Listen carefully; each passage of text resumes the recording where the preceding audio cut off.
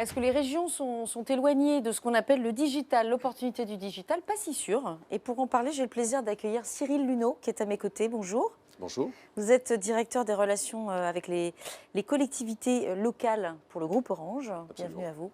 Arnaud Flancard, bonjour. Bonjour. Vous êtes Head of Citizen Services, en charge de cette partie-là, et donc en lien évidemment avec les collectivités, j'imagine, pour Capgemini Invent. Bienvenue à vous. Et Jean Gadira, vous êtes directeur exécutif du groupe Keolis International. Tout à fait. Voilà. Bienvenue à tous les trois. Alors, on a parlé tout à l'heure, un petit peu avant que vous arriviez, de la ville de demain, avec un débat assez passionnant sur les recettes qu'on pourrait appliquer pour essayer de concilier un petit peu tous les acteurs autour du sujet d'une ville meilleure, une ville où on vit mieux, une ville qui s'éclate un petit peu aussi vers les territoires. Et là, ce qu'on voudrait creuser avec vous, c'est finalement la meilleure adéquation en fait pour les territoires. On va parler du rôle des régions évidemment ensemble. Comment est-ce que vous percevez aujourd'hui ce qu'on pourrait appeler la digitalisation de nos chers territoires en France? Je vais commencer par vous. On est mature, c'est très éparse. Comment vous voyez ça?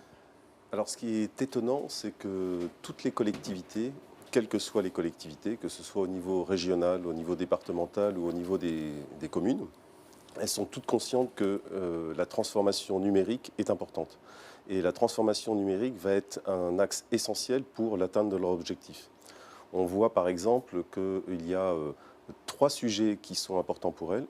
Il y a à la fois un meilleur service aux citoyens, des économies importantes, et puis une mutualisation de ces services.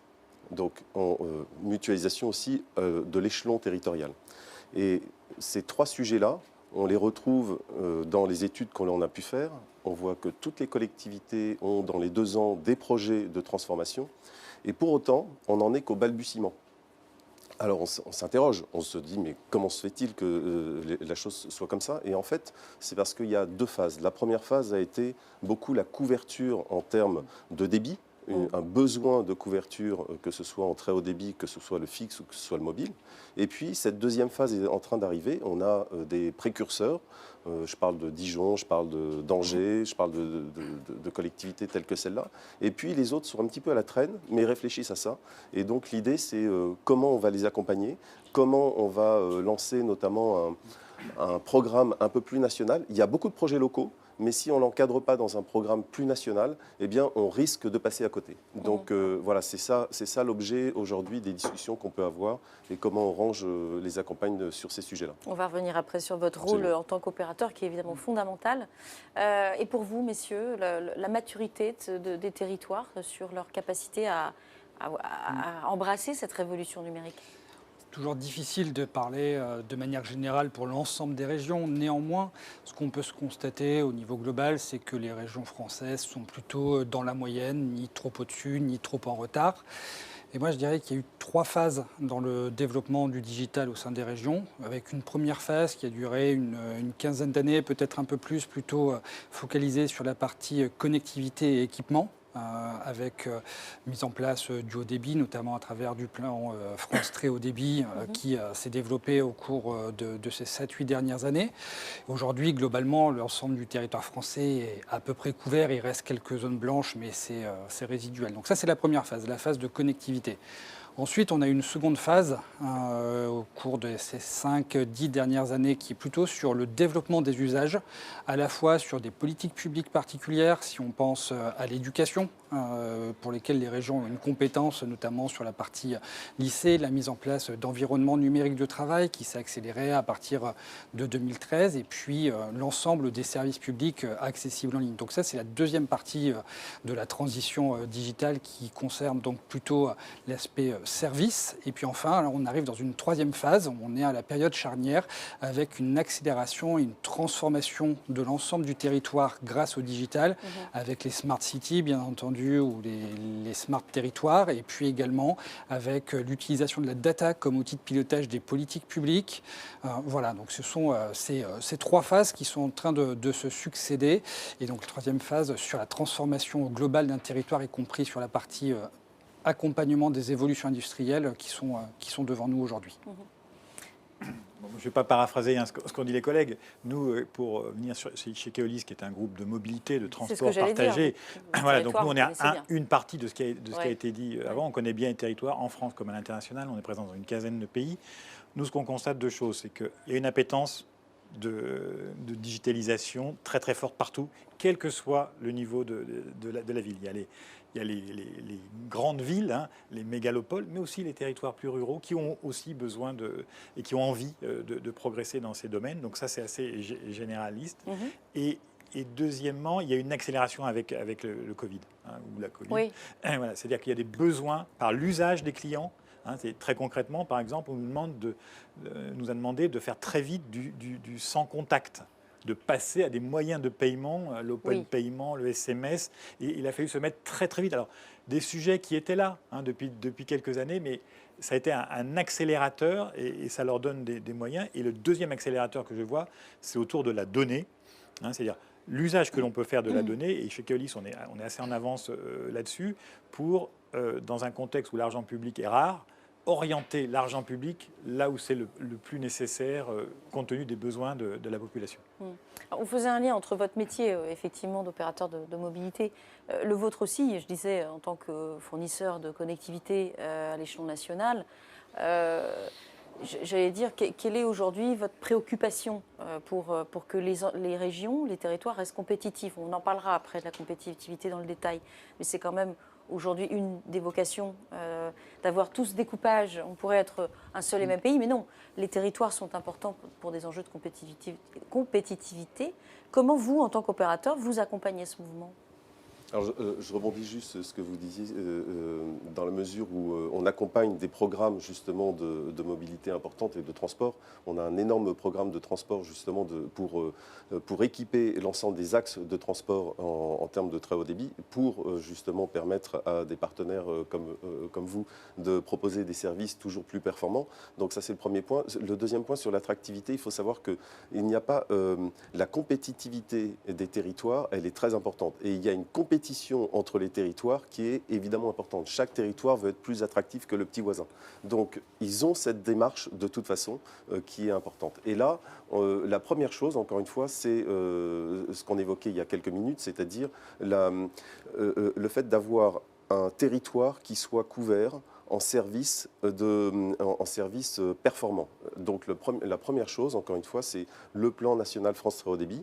On est animé par ce plan depuis déjà de nombreuses années. Oui. Aujourd'hui, il faut comprendre que tous les jours, Orange équipe 10 000 logements, 10 000 locaux par jour en fibre optique, via le petit chemin vicinal, etc., pour connecter la maison, pour connecter le professionnel, etc. Donc ça, c'est un programme énorme, des investissements énormes. Et à côté de ça, on fait la même chose sur la partie mobile. Donc à la fin de l'année, fin 2020, tous les équipements, toutes les antennes que l'on a auront été équipées en 4G. Donc c'est un programme aussi monstrueux.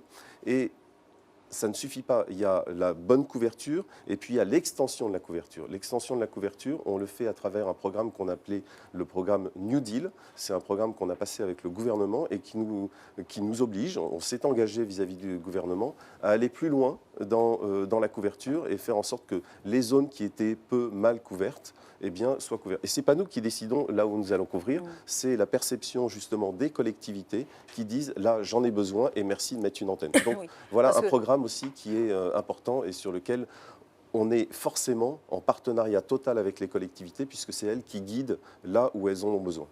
J'allais rebondir sur la 5G parce que vous savez évidemment qu'il y a un moratoire de la part de certains maires qui ne sont pas tout à fait en phase avec la vision de la 5G des opérateurs. Mais en fait, la 5G n'arrivera pas demain. Donc il faut effectivement continuer à être un fournisseur de connectivité à minima 3G, 4G, fibre, etc. La 5G arrive demain et il est souhaitable qu'elle arrive demain parce que les centres les plus denses vont avoir besoin de la 5G le plus vite possible. Donc on est déjà dans des estimations de saturation de la 4G en ville. Et donc c'est important de commencer dès maintenant, bien sûr. Mais les enchères ne sont pas tout à fait encore... Dans quelques jours, la semaine prochaine, le 29, on commence. Alors, on parlait d'attractivité, parce que là, en fait, on vient d'aborder un sujet qui est, on a un peu tous les assets, on va dire, pour que ça marche. On a une bonne connectivité, je parle en tant que territoire, hein, ou patron de région. On a des bons acteurs pour animer tout ça, peut-être voilà, le tissu local, etc. Bon, ça, voilà, c'est la vision rêvée. Bon, après, on va dire qu'au-delà de, je dirais, de la partie un peu infrastructurelle, oui, il y a la suite. Il y a que fait-on de ces infrastructures pour rester dans la course, voire, voilà, je prends un exemple, la région Nord, par exemple, Nord-Pas-de-Calais, on le sait, est une des régions les plus dynamiques de France. Pas seulement parce qu'elle est à 1 heure de Bruxelles, de Londres et de Paris, mais aussi parce qu'elle a su se doter de programmes, de plans, etc., qui la rendent attractive au travers de, voilà, de sa vision. Comment faire aujourd'hui pour rendre cette attractivité, au-delà de l'aspect infrastructurel, encore une fois, plus avancée, quoi. Il faut qu'on revienne un petit peu quand même sur des sujets économiques dans un monde qui est quand même assez accéléré aujourd'hui. Jean, par exemple. Moi, alors, je reviens sur mes sujets de transport. Une fois qu'on a les opérateurs qui nous ont donné une bonne couverture, oui, on a une foultitude de données et de data. Bon. Après, c'est qu'est-ce qu'on en fait? Quel type de data, par exemple? Tout. Vous avez les traces GPS, par exemple, et on sait à quel moment vous avez pris votre bus, où vous êtes sorti, la durée moyenne du trajet, si vous avez pris un vélo, etc. etc. Simplement, c'est qu'est-ce qu'on en fait? Et ce qu'on en fait, ça, c'est notre rôle en tant que bon partenaire des collectivités locales pour essayer de déchiffrer ça, de faire comprendre et dire comment on transforme ça en politique de la mobilité, oui, en politique des transports.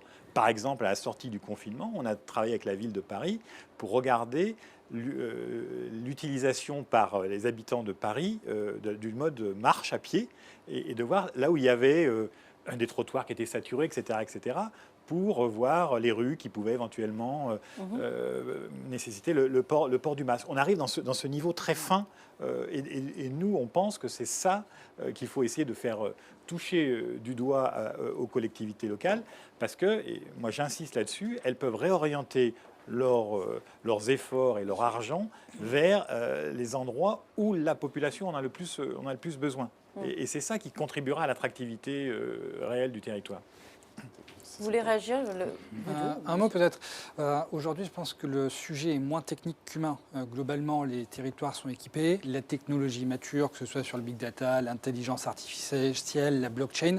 Les technologies ont évolué, je pense qu'on ne les exploite pas à pleine puissance. Le sujet est aujourd'hui humain. Vous évoquiez tout à l'heure la région des Hauts-de-France, une région dynamique, une région aussi industrielle, qui est confrontée à des enjeux de transformation, de modernisation de son industrie, de digitalisation de son industrie. Mais il ne suffit pas de mettre des capteurs dans l'usine, il faut également que l'ensemble des ressources humaines de l'usine sachent s'en saisir et soient en capacité d'être acteurs, moteurs de cette transformation. Donc aujourd'hui, il y a un sujet extrêmement fort pour les régions qui est la formation, et notamment la formation professionnelle, qui est une de leurs compétences obligatoires. Et donc aller plus loin sur le sujet, parce que finalement, la fracture numérique accentue la fracture sociale. Et donc le rôle des régions, c'est d'être un vecteur de cohésion sociale encore plus fort au travers du numérique. On l'a tout à fait senti lors de cette période de confinement. Le numérique a joué son rôle, puisque Orange, opérateur d'importance vitale, a joué totalement son rôle, parce qu'il y a eu un besoin des outils digitaux qui a été flagrant, qui a été si les réseaux n'avaient pas tenu, alors en tous les cas, si les réseaux n'avaient pas tenu, oui, le confinement aurait été vécu d'une manière très très différente. Et donc ça c'est le premier point. Le deuxième point, c'est que justement les outils qu'on a à disposition et qu'on met à disposition des collectivités pour savoir ce qui se passe, notamment les flux, les mobilités de personnes, on a notamment des opérations qui nous permettent de comprendre d'une manière totalement anonymisée ce qui se passe d'une région à une autre, où vont les populations, comment ils se bougent, comment ils se meuvent. Et donc ça, c'est d'une manière, on le fait d'une manière très directe avec les collectivités, et elles peuvent comprendre et elles peuvent prendre toutes les décisions qui leur permettent de mieux gérer les populations qui sont véhiculées sur leur territoire. Le deuxième point, c'est que la cohésion sociale dont vous parliez est très importante. On l'a vu encore une fois. Le numérique, on a mis par exemple des plateformes d'entraide. des plateformes d'entraide qui permettaient aux collectivités, du jour au lendemain, de mettre cette plateforme à disposition de la population. Et les populations pouvaient dire, tiens, j'ai besoin de tel service. Et la réponse revenait directement par d'autres avec une méthodologie d'entraide, de solidarité.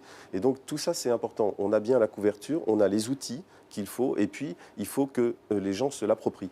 Et l'appropriation de cela, si on ne passe pas par l'accompagnement, par de l'inclusion, eh bien, on n'y arrivera pas. Et ça, c'est très très important. On a quand même des populations qui sont en fragilité, oui, qui n'ont pas forcément les outils, je parle des smartphones, des équipements, oui, etc. Sûr, oui, oui. Et puis, je ne veux pas parler d'électronisme, mais en tous les cas, des facultés, des capacités à utiliser l'ensemble de ces outils d'une manière pas forcément au bon niveau, en tous les cas attendu.